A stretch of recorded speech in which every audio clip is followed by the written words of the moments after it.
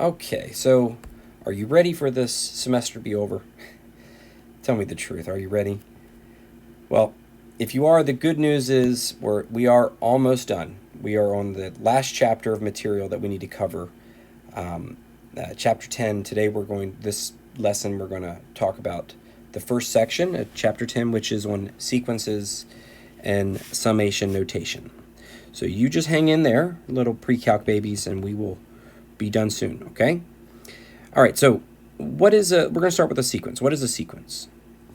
So there's two types of sequences that we're going to be interested in, right? So the first type is what we call a finite sequence.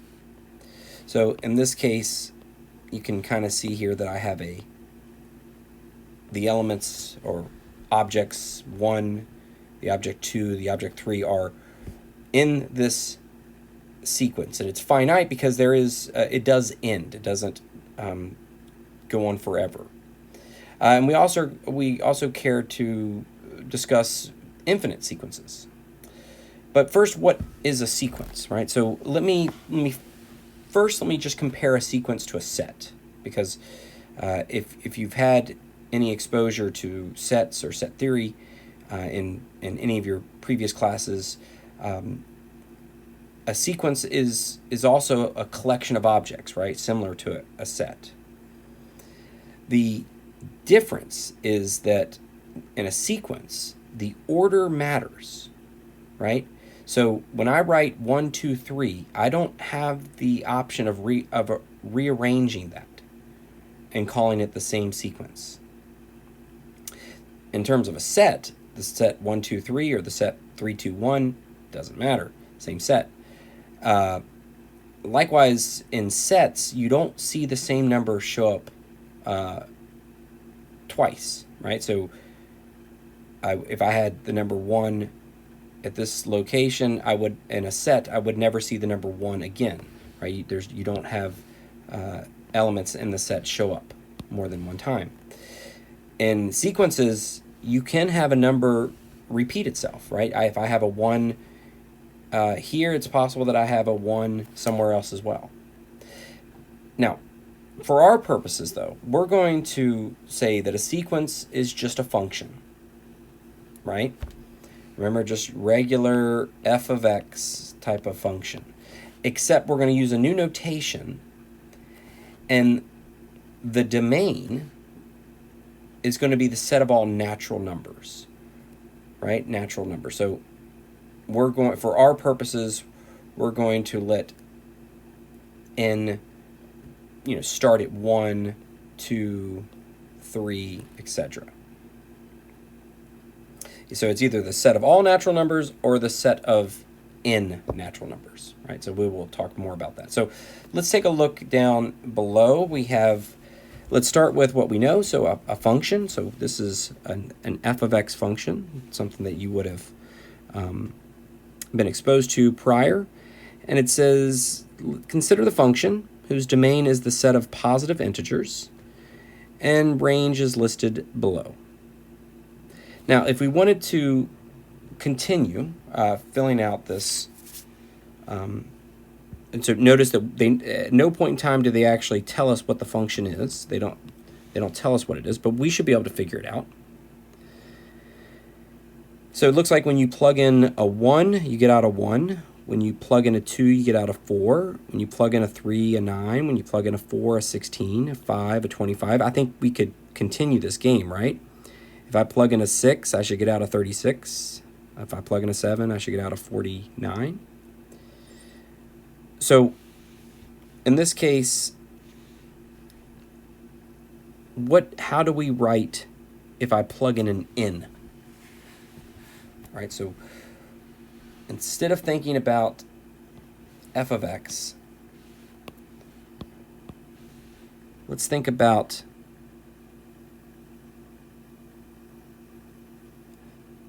the idea that if you plug in an n, the rule that defines this function would be n squared, right?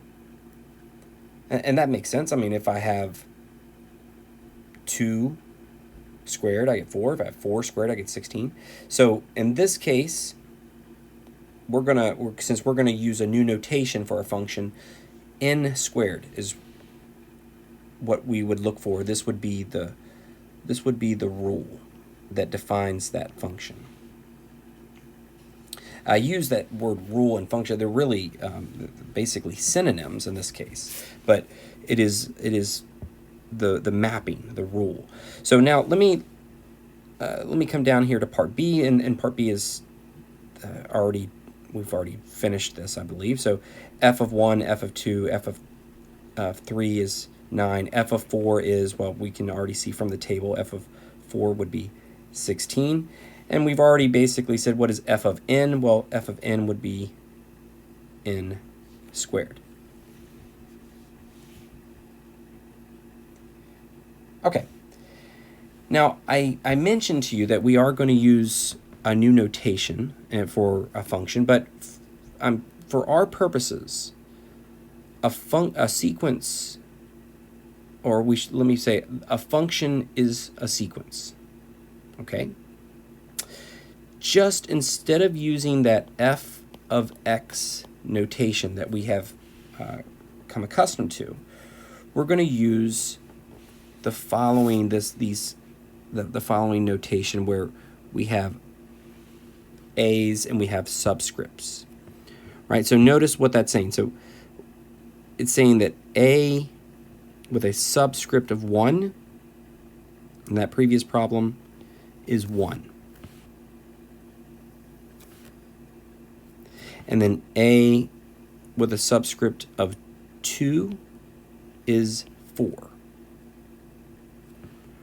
Right? And that makes perfect sense. That makes perfect sense that if your sequence is n squared, then the subscript, the 1, is telling you what to plug in for the n. Right? The subscript of 2 is telling you what should you plug in for n. So 1 squared is 1, 2 squared is 4. In this case, if we have a sub 4, well, the subscript, the 4, is telling you what to plug in for the n. So we know that what comes back out is going to be 16. Right? Because, why? Because 4 squared is 16. And finally, a sub n is obviously n squared. All right, so let me go ahead and discuss a little bit of vocabulary here, right? So let me write it, although some of this information is already on the page. But what do we call this a sub 1, a sub 2, a sub 3, etc.? We call these terms.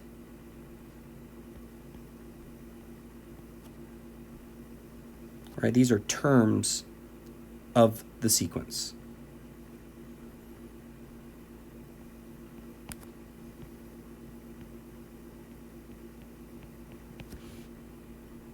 Okay. And now, what do we call this a sub n? Well, there's a few different ways that you can, you might hear me refer to this a sub n. I'm either going to refer to a sub n as the general term,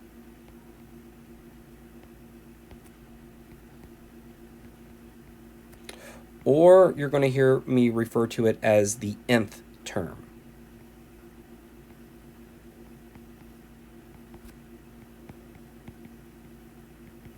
So of the sequence.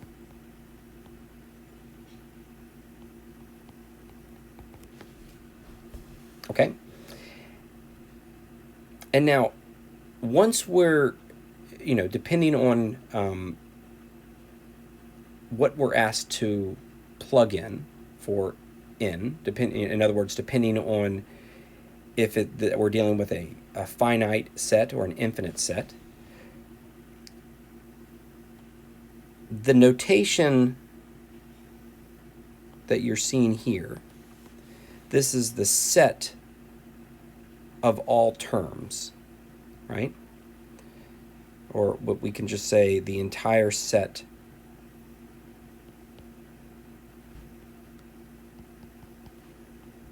of terms in our sequence.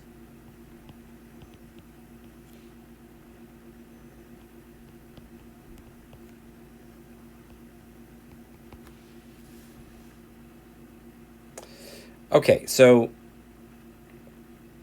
a lot of times what we're going to do is, with these problems, is I'm going to ask you to find things like the first 4 terms of the sequence. So in the case of that previous problem, you would want the first 4 terms of that sequence would be the 1, the 4, the 9, the 16. The first 5 terms of that sequence would be the 1, the 4, the 9, the 16, the 25, and so forth.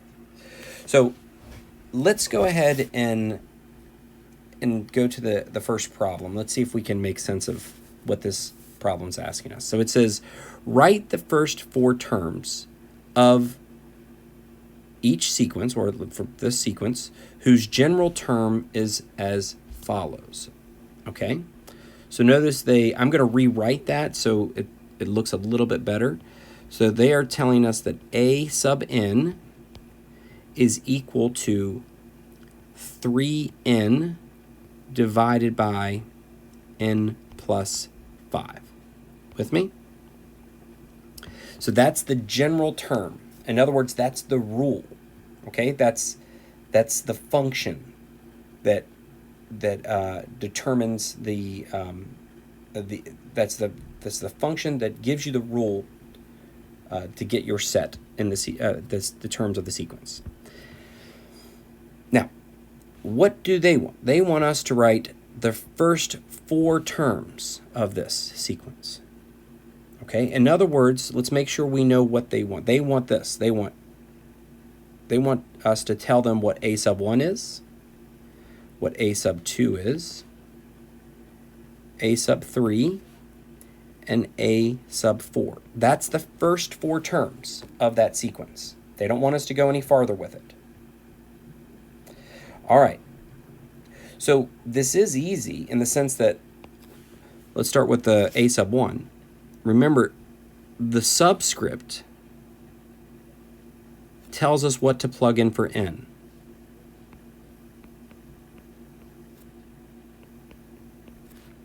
Right? Tells you what to plug in for n. All right, so let's go ahead and do A sub 1 off to the left over here. So A sub 1 in this case is going to be equal to 3 times 1 over 1 plus 5. Right? So that's just 3/6 or 1/2. So what's the first term of the sequence? It's 1/2. Now, I'm going to go, I know that you can plug in a 2 and a 3 and a 4, so I'm going to go ahead and get us to the result. So if you plug in 2, the second term, you should get, when plugging n is equal to 2, you should get back out 6/7. All right, when n is equal to 3, you should get back out 9/8. And lastly, when you plug in 4 for n, the 4th term should be 4/3. Okay, so that was, I think you agree with me, that's fairly easy, fairly trivial. But let's not be sloppy in how we write our results, right? So you were asked to find the first 4 terms of the sequence. In other words, you want to use the correct notation. So I'm gonna use these braces. I'm opening up a set, and now let's start to list the elements in this sequence, and we want to go in order. So it's 1/2, then 6/7, then 9/8, and then 4/3. All right, and then we close off our set. So that is the answer. That is the first 4 terms of that sequence. Now, a much harder question is if I give you some terms, can you actually find the nth term or the general term, right? So it says find the general term of the following finite sequence. So we start at 3 and we stop at 17 over 2, right? So notice that this is similar to the previous example, except now it's in reverse. Now I give you some terms, but I'm asking you, can you find the general term? Can you find the rule? All right, so we're not going to spend a lot of time here. It might help if, for example, if you turn these fractions into decimals, right? So this is 3, 3.5, 4, 4.5, etc. So do you see how we're just adding a half every time? So if you want, there's quite a number of ways, an infinite amount of ways that you could do this. If you allow for zeros, here's one way to think about it. You could say 3 plus 0.5 n.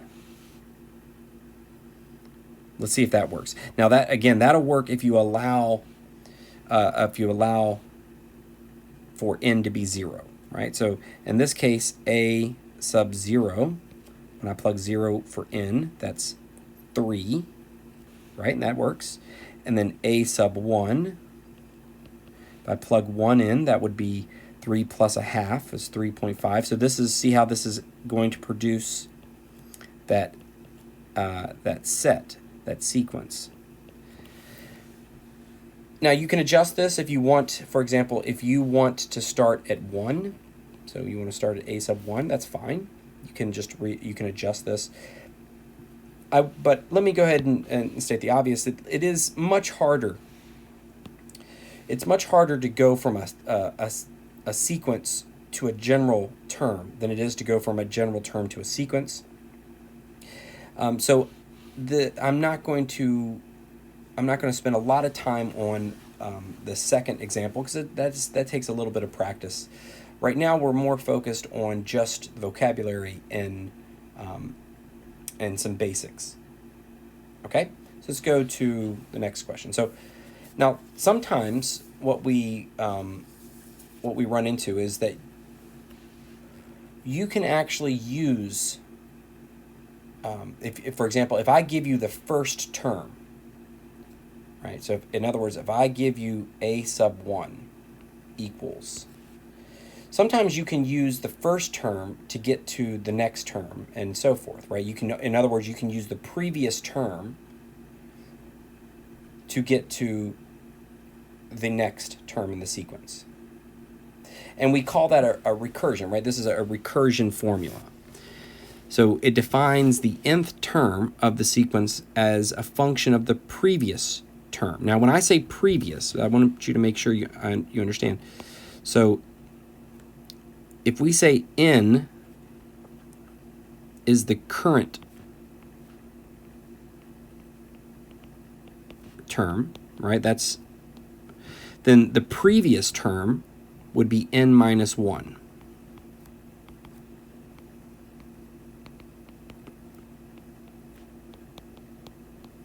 Okay, so let's take a look at this example. So it says, find the first 4 terms of the sequence where, all right, here we go, a sub 1 is equal to 5. And now let's look at a sub n. So look, and I'll write that, even though I know you can see it, I'll write it again. A sub n is going to be equal to what? 3 times a sub n minus 1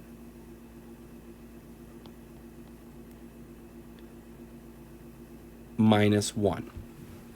Now, our goal is to find the first 4 terms of the sequence, and I have some good news. We already have the first term, right? A sub 1 is 5. We just need the next 3. Okay, so let me go ahead and just show you how this works. So if I want to find a sub 2, then all that I'm going to need to do is plug in the previous term into my general term and then reevaluate, right? So a sub 2 is going to be equal to 3 times whatever the previous term was minus 1, right? So in this case, the previous term would be 5. So a sub 2 is going to be 3 times 5 minus 1, or 14. Okay, so I now know the next term. And let's just keep going. So a sub 3 is going to be 3 times the previous term minus 1. So now if I'm at 3, then the previous term was 2, right? So I'm plugging in 14, and I get 3 times 14 minus 1 is, I believe, 41. I got one more, and then I'm done. All right, a sub 4, you guessed it, it's going to be 3 times whatever the previous term was minus 1. So in this case, the previous term was 41. And 3 times 41 minus 1 is 122, and we're done at that stage. So what are the first 4 terms of the sequence? Well, it's 5, 14, 41, 122. Okay, so I want to introduce if you've taken a statistics course or any course where you would have learned about probability, you would have seen this symbol. Okay, it looks like this. And we refer to this as the factorial.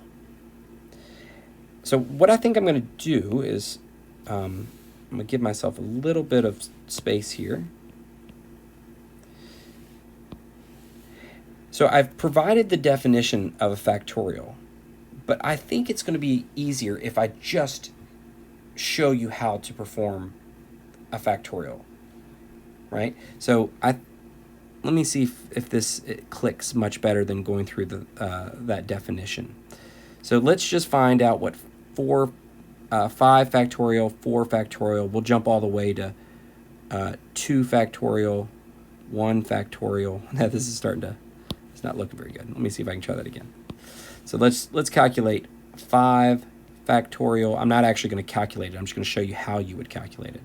4 factorial, and let's just jump all the way to 2 factorial, 1 factorial, and then finally 0 factorial. Okay, ready? So what am I doing right now? I'm trying to explain what this definition of a factorial does. So how do you find 5 factorial? It's simple. It's 5 times 4 times 3 times 2 times 1. What is 4 factorial? 4 times 3 times 2 times 1. All right, I think you guessed the rest of it. 2 factorial is 2 times 1. 1 factorial is just 1. And here's the kicker, 0 factorial is also 1. I know that's confusing, but it's also confusing to many individuals why 2 to the power of 0 is equal to 1.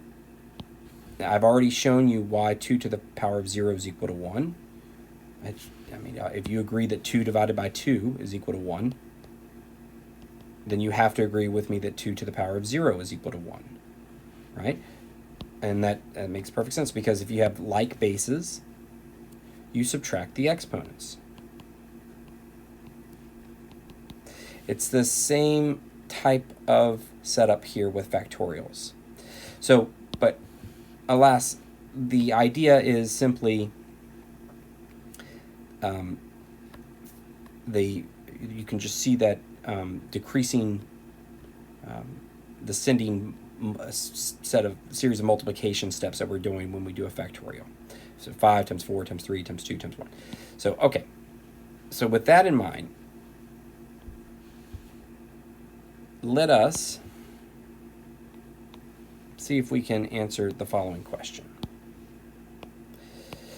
So we're asked to write the first 4 terms of the sequence whose general term is, and let me rewrite that, because I don't like when I'd rather you see it as a fraction than the way they've written it.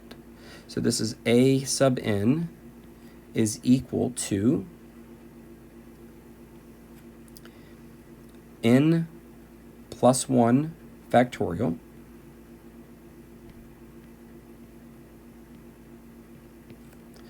divided by n to the power of 2.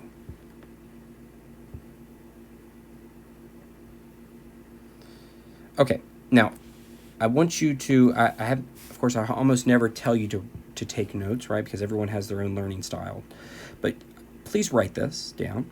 This will save you a lot of headache. Ready? I'll put a star here. N plus 1 factorial should be rewritten as, let me give myself some more space, I'm sorry.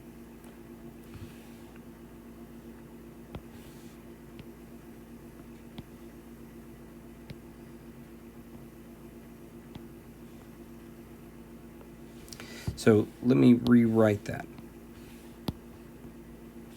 So n plus 1 factorial. Please, and again, please write this. This is defined as n plus 1 multiplied by n factorial. Okay? So we want to think of it like this.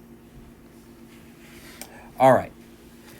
Let's jump in. So the first 4 terms. So in other words, we want a sub 1, a sub 2, a sub 3, and a sub 4.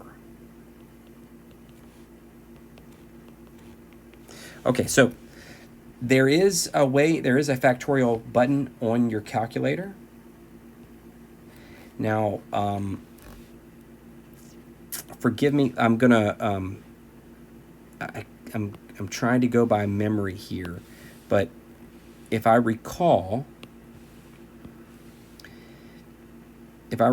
and I could very well be wrong, I think it's going to be in the stat button on your calculator, and then it's stat, and then it's somewhere, it should be under, I think it's probability, PRB, and you should see the symbol.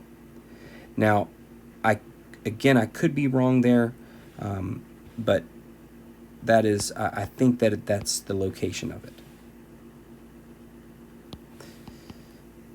Okay, so now let's go ahead and finish this. So a sub 1, so let's go ahead and, so since I just got done telling you to think about n plus 1 factorial as the same as n plus 1 times n factorial over, and then of course it's going to be over n squared. So ready? So what am I going to do right now? I'm going to plug in 1 for n. So this is going to be 1 plus 1 times 1 factorial divided by 1 squared. Okay, so that is plugging 1 in for n. This should give me 2. All right, and I'm going to go ahead and get us to the rest of these answers. So a sub 2, you should end up with, this should give us 3 times 2 factorial over 4, which comes out to 6/4, which is 3/2. All right, now a sub 3 should give you 8/3. And a sub 4, I believe it's 7.5. And 7.5. Okay, so now let's answer the question, right? Because right now we just have a bunch of stuff, scribbled and spread out across the page. When we write the first 4 terms of the sequence, let's set up a set. And inside the set, we want to go in order 2, 3/2, 8/3, and then 7.5. All right, so that's it right now for sequences. I want to go ahead and tell you really quickly, I don't know how well you'll be able to follow me, but what is beautiful about your calculator is you can actually use your calculator to evaluate the terms of the sequence, right? So take a look at this. Take a look at this example here. It's asking you to find. It says all terms of the sequence, but look how n is defined from 1 to 4, right? So we want the first 4 terms of that sequence, and if you, I'll try to coach you a little bit here, but it's hard when I don't have a calculator in front of me.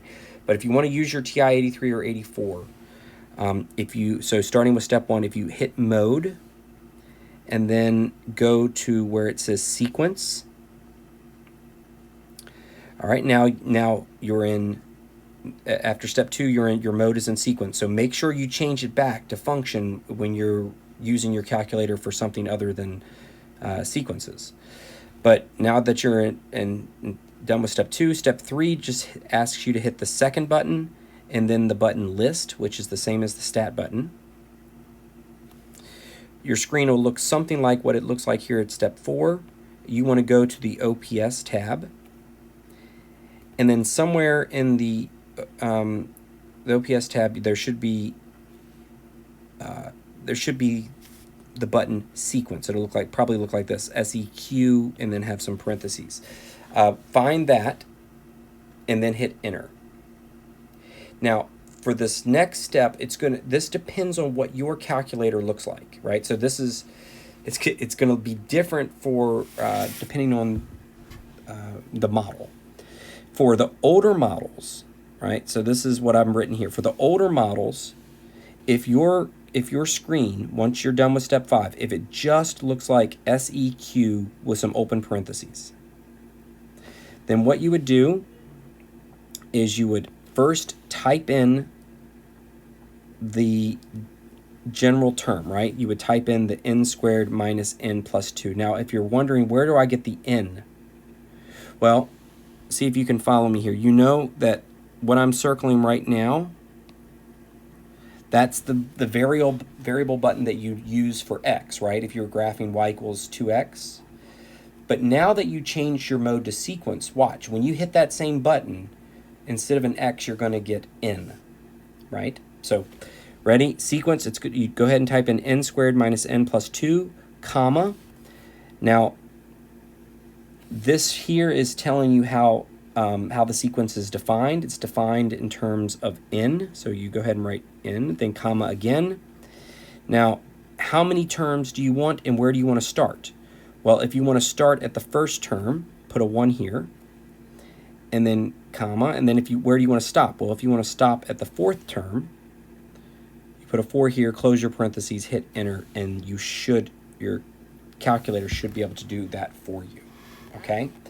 Now, if you need to, as always, you could go to YouTube and specifically type in doing sequences on calculator, TI-80, whatever. And then you can watch a dedicated video to how to do it. But I hope that this quick instructions were able to help you out. But let's go ahead and go to the very last topic for this video, and that's the idea of summation notation, right? So we've spent this video chatting about sequences. In the next two videos, we're going to start talking about a series, which just basically is going to mean, look, if you want to add up a sequence, right? So I'm going to scroll back for a second. So in that previous slide, notice that we had the 2, the 4, the 8, the 14. If you wanted to, instead of asking what are the first 4 terms, if you were to ask what are the sum of the first 4 terms, that's the topic of what's to come in 10.2, 10.3. But we need to kind of wrestle with some notation for just a second. Just I want to make sure you're aware of what you're looking at here. This might look cryptic and scary, but this is just what we call summation notation. And this right here is just a term that we use to represent sum, right? Sum meaning to add. All right, so all I'm going to do right now is I'm going to try to break down this notation. So let's notice some things. Let's notice there's an I, there's an N, and then it says at the bottom, it says I is equal to 1. And so let's make sure we understand all of these things. So, okay, so first let's start with the I. So the I is what we call the index, right? Or sometimes the index of summation.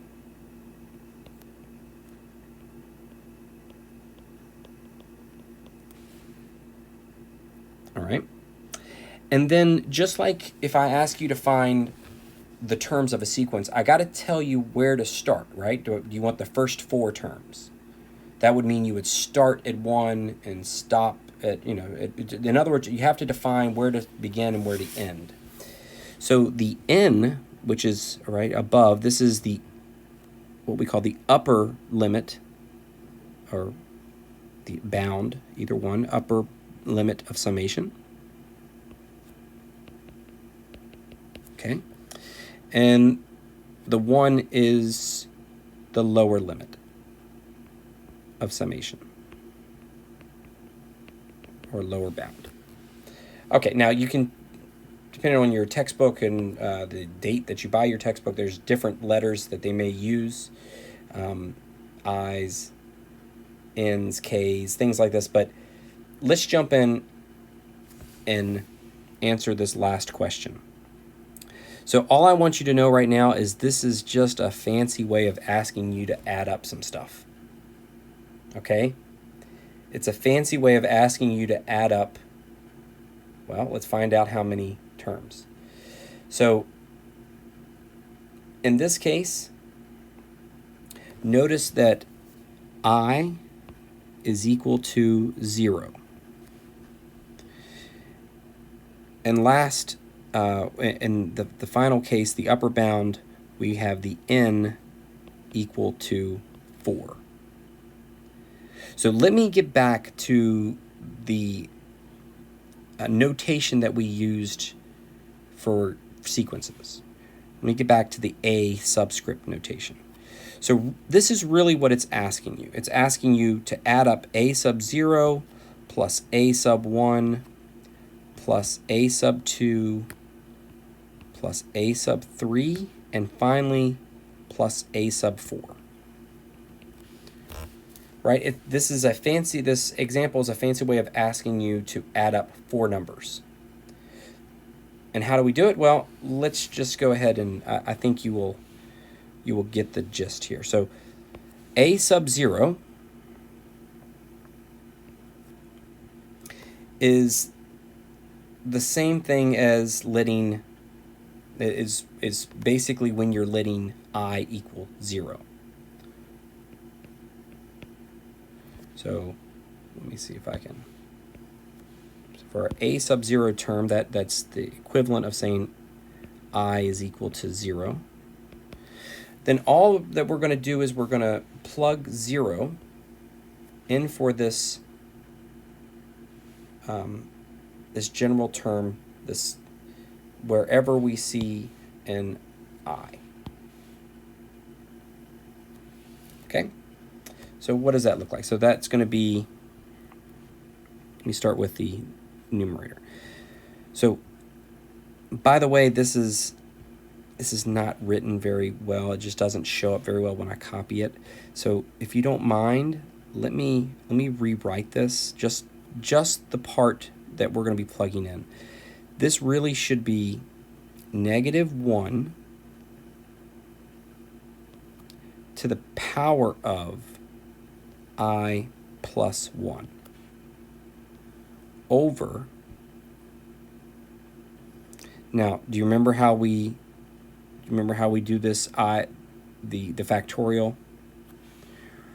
And remember me telling you something to write down.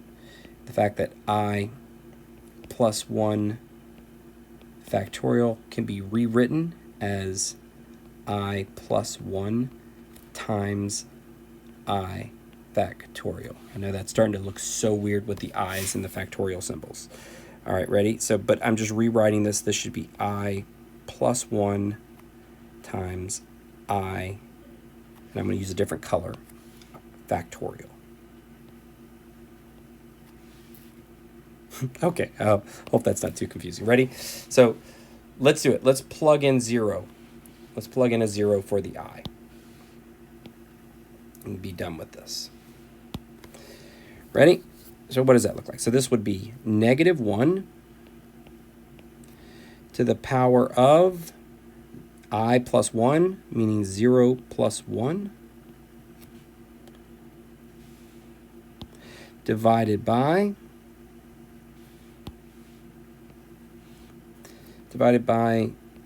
I plus 1, meaning now 0 plus 1, times I factorial. So that would be 0 factorial.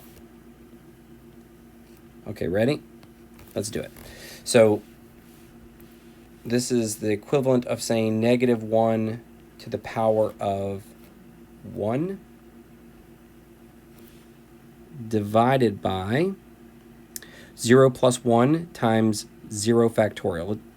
Let's see if you're awake. 0 plus 1 is 1. Does anybody recall what 0 factorial is? Anybody out there in space? Were you listening? Did you have your phone out? Were you playing a video game?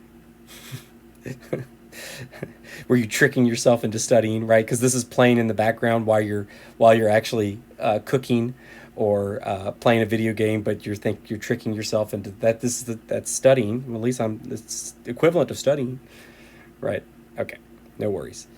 0 factorial is also 1.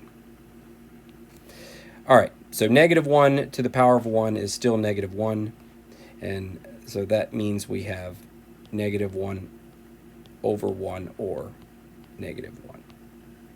Okay, so what do we know right now? I know that the first term is -1. Actually, we're not listing the set. We're doing a sum. So -1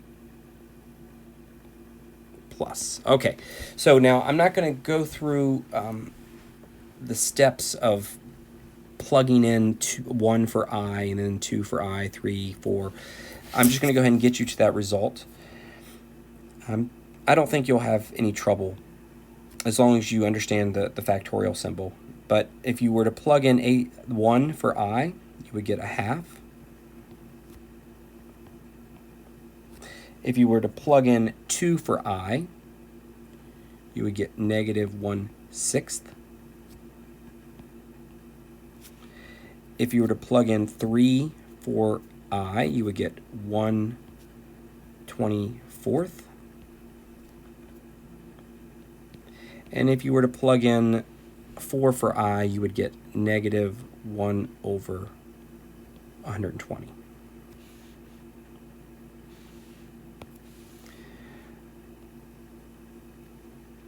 All right, so now let me get us to the result. We got to get done with this video.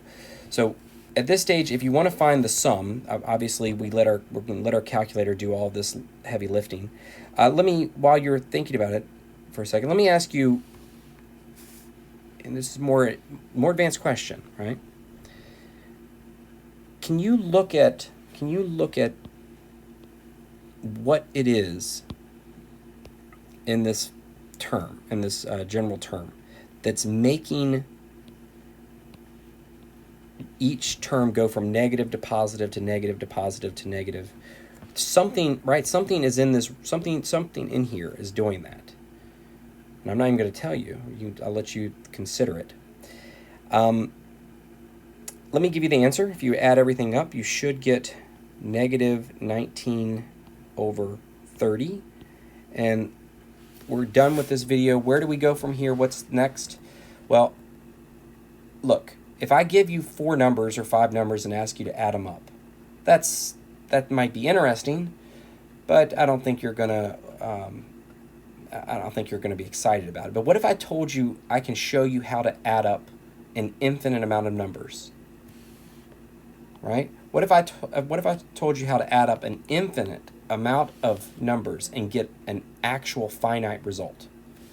Right? I'm not saying you get infinity. I'm saying you add up an infinite amount of terms, but you get a finite result. That should be intriguing to you, because that's where we're going next.